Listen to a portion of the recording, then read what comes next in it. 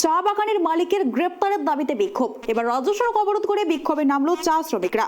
পুজোর বোনাস না দিয়ে নভেম্বর মাস থেকে বন্ধ চা বাগান। বোনাস তো দূরের কথা, মজুরে পিএফ না পেয়েও বেপাত্তা বাগান কর্তৃপক্ষ। এবার রাজ্য সড়ক অবরোধ করে বিক্ষোভ করলো চা শ্রমিকরা। এই বিষয়ে আরো বিস্তারিত জানবো। আমাদের সাথে টেলিফোন লাইনে রয়েছে আমাদের প্রতিনিধি ঋষি চ্যাটার্জি। ঋষি, তোমার থেকে যেটা জানতে চাইবো, দেখো চা বাগান মালিকরা বিক্ষোভ করছে, চা বাগান মালিকের গ্রেপ্তারের দাবিতে শ্রমিকরা বিক্ষোভ করছে রাজ্য সড়ক অবরোধ করে। মূলত তাদের দাবি কি রয়েছে জানাও আমাদের।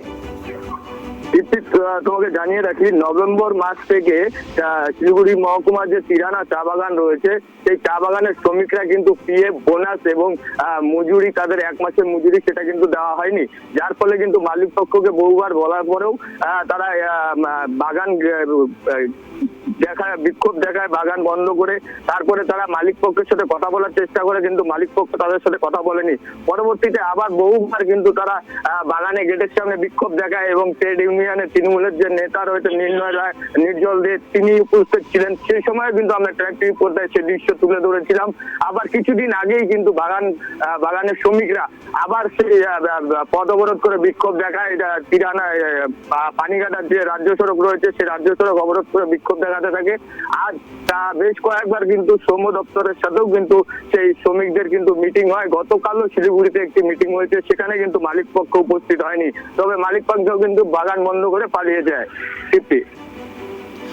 যেটা অভিযোগ করছে, পুজোর বোনাসও পায়নি এবং মজুরি পিএফ কোনোটাই পায়নি। তো এই বিষয়ে তারা বিক্ষোভ করছে। পরবর্তীতে আর কি পদক্ষেপ নিতে পারে তারা, তাদের সমস্যার সমাধান না হলে?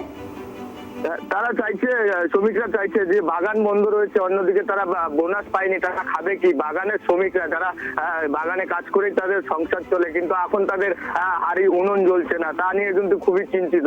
এবং এই ঘটনার খবর পেয়ে কিন্তু শিলিগুড়ি মহকুমা পরিষদের সভাধিপতি যিনি রয়েছেন রুমা রেশমি এক্কা, তিনি কিন্তু ঘটনাস্থলে গিয়ে শ্রমিকদের সাথে কথা বলেন।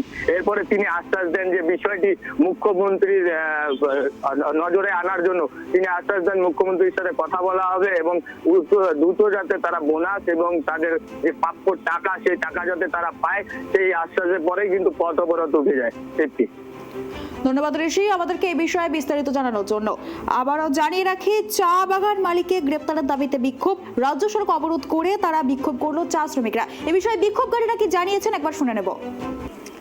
আমাদের দাবি এটা আছে কি, মালিক আমাদেরকে টাকা পয়সা না দিয়ে উনি এখান থেকে চলে গেছে, নভেম্বর মাসেই চলে গেছে। আমাদের না বোনাস দিয়েছে, না আমাদের কাজ করার পেমেন্ট, আমাদের এক মাসের টাকাও দেয় নাই।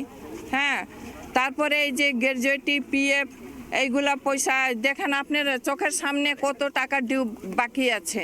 হ্যাঁ, এগুলা টাকা পয়সাগুলো না পেয়ে, কাজ করে ওরা না পেয়ে মারা যাচ্ছে। কতদিন আমরা ভুগতান করব? হ্যাঁ, এই যে আমরা ভোগে যাচ্ছি।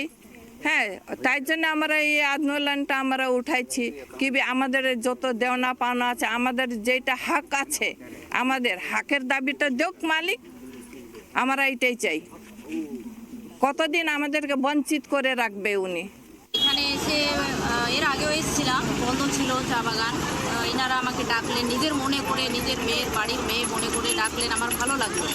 তো আজকে এসে দেখছি রোড জাম করা ছিল। কারণটা হচ্ছে 3-4 মাস ধরে চা বাগান বন্ধ।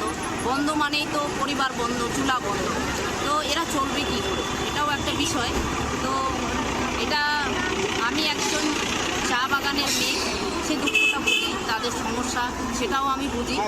তো আজকে এখানে দেখলাম যে চা বাগান বন্ধর ক্ষেত্রে যে মানে ওয়ার্কার্সদের কতখানি প্রবলেম ফেস করতে হচ্ছে, শুধু ওরাই জানে, আর কেউ জানে না। এটা তারাই অনুভব করতে পারছে। তো এটা খোলার একটা, আমরা একজন প্রশাসনিকের দায়িত্বে আছি, ওই হিসেবে খুব তাড়াতাড়ি শীঘ্র আমরা মালিকের সাথে বসার চেষ্টা করব, অনুমতি নেব।